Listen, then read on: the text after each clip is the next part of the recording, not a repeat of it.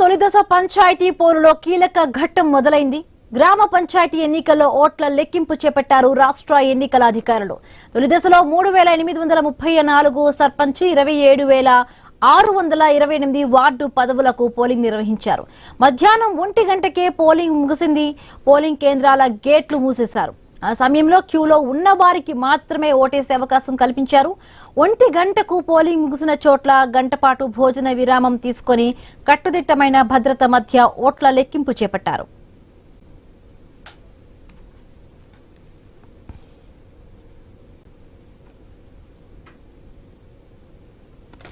ముందుగా బ్యాలెట్ బాక్సుల్లోని ఓట్లను కట్టలు కట్టి తర్వాత ఓట్ల లెక్కింపు చేపడుతూ ఉన్నారు. కాసేపట్లోనే ఫలితాలు వెల్లడి కానుండటంతో గ్రామాల్లో వాడివేడి వాతావరణం నెలకొంది. ఫలితాలు పూర్తిగా వెల్లడైన తరువాత ఉప సర్పంచ్లను వెంటనే ఎన్నుకుంటారు. మొత్తానికి స్వల్ప ఘర్షణలు మినహా తొలి దశ పోలింగ్ ప్రశాంతంగా ముగిసింది. ఈ నెల 14న రెండవ దశ, 17న మలి దశ పోలింగ్ ఉంది.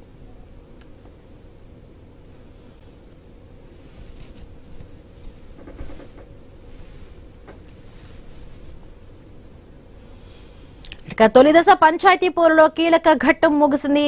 ఇప్పటికే పంచాయతీల్లో ఓట్ల లెక్కింపు మొదలైంది. రైట్, మరిన్ని పూర్తి అప్డేట్స్ మా కరెస్పాండెంట్ ఖమ్మం నుంచి నవీన్ లైవ్ లో సిద్ధంగా ఉన్నారు. నవీన్, ఓట్ల లెక్కింపు మొదలైందా? ఇక్కడ సిచ్యువేషన్ ఏ విధంగా ఉంది నవీన్?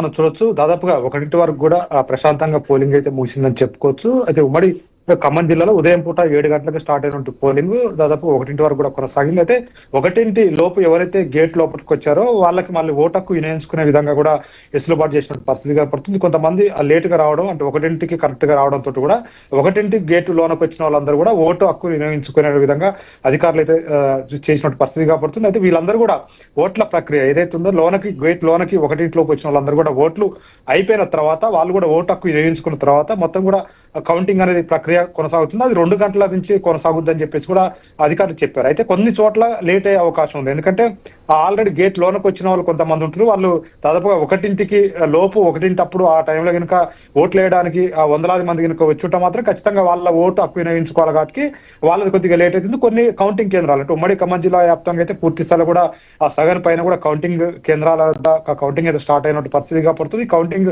స్టార్ట్ అయిన తర్వాత సర్పంచులు కానివ్వండి, వార్డు నెంబర్లు, అదేవిధంగా వీళ్ళందరూ కలిసి ఉప సర్పంచ్ వార్డు నెంబర్లు గెలిచిన తర్వాత వాళ్ళందరూ ఉప సర్పంచ్ ని ఎన్నుకున్నట్టు ప్రక్రియ ఉంటుంది. అదేవిధంగా సర్పంచ్ సంబంధించినటువంటి ఎన్నిక కూడా ఉన్న నేపథ్యంలో పూర్తి స్థాయిలో కూడా భారీ ఏర్పాట్లు చేశారు. అంటే ఉదయం నుంచి జరిగింది ఒక ఘట్టం అయితే ఇప్పుడు జరిగేది ఒక ఘట్టం అని చెప్పుకోవచ్చు. ఎందుకంటే కౌంటింగ్ అనేది చాలా కీలకం. ఎందుకంటే ఒక్క ఓటు కాడ కూడా తేడా వచ్చిన గ్రామీణ ప్రాంతాల ఘాటికి పెద్ద గొడవలు అయ్యే అవకాశం నేపథ్యంలో కట్టుదిట్టంగా అధికారులు మొత్తం కూడా భారీ బందోబస్తు నిర్వహిస్తున్నట్టు పరిస్థితి కాబట్టి మనం చూడొచ్చు. ప్రతి పోలీస్ స్టేషన్ లో మొత్తం కూడా ఖాళీగానే ఉన్నాయి. ఎందుకంటే వీళ్ళందరూ కూడా ఎలక్షన్ డ్యూటీలో ఉన్నట్టు పరిస్థితి కాబట్టి ప్రతి పోలింగ్ కేంద్రం కాడ అన్ని ఏర్పాట్లు సిద్ధం చేశారు. అంతేకాకుండా వీళ్ళు గెలిచిన తర్వాత కూడా కొన్ని సంబరాలు చేసుకుంటారు. అంటే గెలవంగానే ఎమ్మటే కౌంటింగ్ హాల్ లోన చేసుకుంటారు, కొంతమంది కుంకుమ చల్లుకుంటారు, అదేవిధంగా బయటకు వచ్చినా కూడా చేసుకుంటారు. కానీ అలాంటి ఏమీ లేకుండా కూడా అధికారులు కట్టుదిట్టం చేశారు. ఎందుకంటే ఓడిపోయిన క్యాండిడేట్ అక్కడే ఉంటాడు, గెలిచిన క్యాండిడేట్ అక్కడే ఉంటారు. కాబట్టి వీళ్ళు సంబరాలు చేసుకుంటే వాళ్ళు కొద్దిగా ఇబ్బంది పడే అవకాశం ఉంటుంది, ఘర్షణలు దిగే అవకాశం నేపథ్యంలో పూర్తి స్థాయిలో కూడా అలాంటి ఉత్సవాలు ఇప్పుడేం పెట్టుకోకూడదు అని చెప్పేసి కూడా అధికారులు ముందుగానే చెప్తున్నారు. అంటే అన్ని చోట్ల కాకపోయినా కొన్ని చోట్ల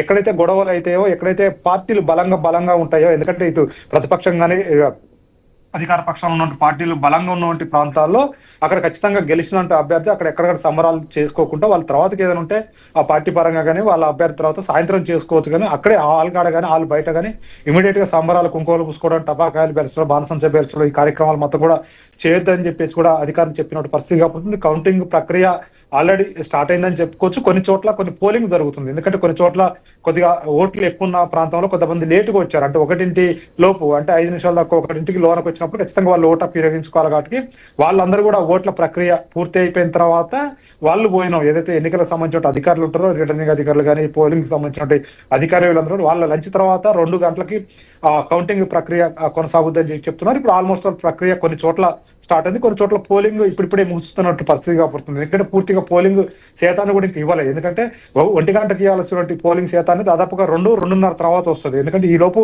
ఆ ఎన్నికలకు సంబంధించినట్టు ఎవరైతే ఓటర్లు వచ్చారో వాళ్ళందరూ కూడా తమ ఓటు హక్కు వినియోగించుకోవాలి. కాబట్టి ఆ ఓటు హక్కు వినియోగించుకున్న తర్వాత పూర్తి స్థాయిలో కూడా పోలింగ్ శాతాన్ని ప్రకటిస్తామని చెప్పేసి కూడా అధికారులు చెప్తున్నారు. కొన్ని చోట్ల లంచ్ తర్వాత ఇప్పుడు 2 తర్వాత, అంటే 2 గంటల నుంచి స్టార్ట్ అవుతుంది. 2 తర్వాత ప్రక్రియ ఏదైతే కౌంటింగ్ ప్రక్రియ కూడా కొనసాగుతున్న పరిస్థితిగా పడుతుంది.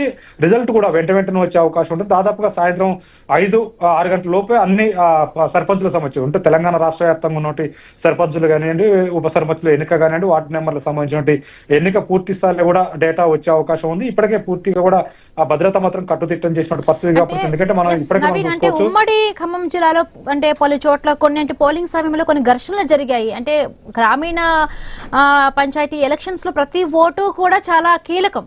సో అంటే మొత్తం ఫలితాలు వెలువడే సమయానికి అంటే ఎటువంటి సిచ్యువేషన్ నెలకొనే అవకాశం ఉంది? ఎందుకంటే మనం చూసాం పోలింగ్ సమయంలో చిన్న చిన్న ఘటనలు జరిగాయి. పోలింగ్ లా 2 ప్రక్రియలు చాలా గొప్పగానే చెప్పుకోవచ్చు. ఎందుకంటే ఓటు వేసేటప్పుడు కూడా చాలా కీలకం.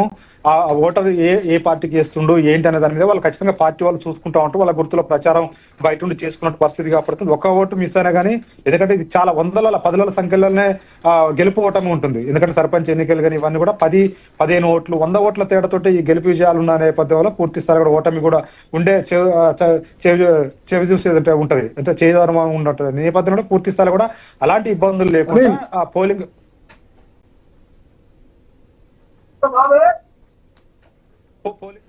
పూర్తి స్థాయిలో కూడా ఏర్పాటు చేసిన అదే విధంగా కూడా ఇప్పుడు సంబంధించినటువంటి ఏదైతే ఉందో ఈ ప్రక్రియ కూడా కౌంటింగ్ ప్రక్రియ కూడా అన్ని కూడా ఏర్పాటు చేసినటువంటి పరిస్థితి కనపడుతుంది. కౌంటింగ్ ప్రక్రియ కూడా ఒక్క ఓటు కూడా చాలా కీలకం.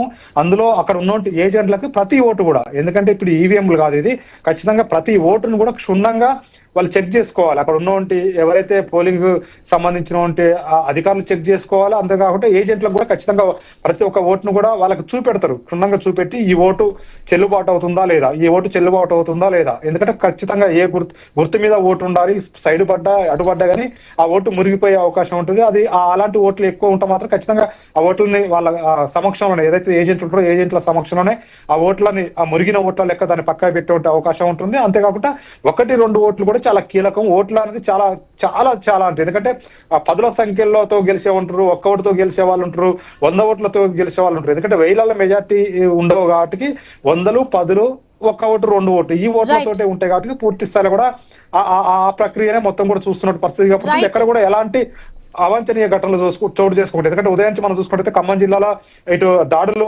నేపథ్యంలో పూర్తి స్థాయిలో కూడా ఎక్కడ కూడా ఎలాంటి అవాంఛనీయ ఘటనలు చోటు చేసుకుంటా పోలీసులు కూడా భారీ బందోబస్తు అయితే నిర్వహిస్తున్న పరిస్థితి